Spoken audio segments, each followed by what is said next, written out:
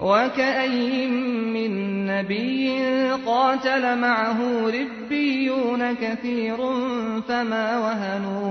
فَمَا وَهَنُوا لِمَا أَصَابَهُمْ فِي سَبِيلِ اللَّهِ وَمَا ضَعُفُوا وَمَا اسْتَكَانُوا ۗ وَاللَّهُ يُحِبُّ الصَّابِرِينَ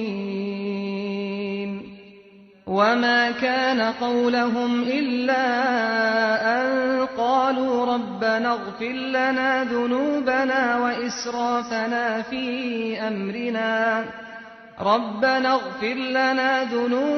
وَإِسْرَافَنَا فِي أَمْرِنَا وَثَبِّتْ أَقْدَامَنَا وَانصُرْنَا عَلَى الْقَوْمِ الْكَافِرِينَ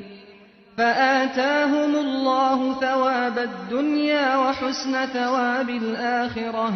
وَاللَّهُ يُحِبُّ الْمُحْسِنِينَ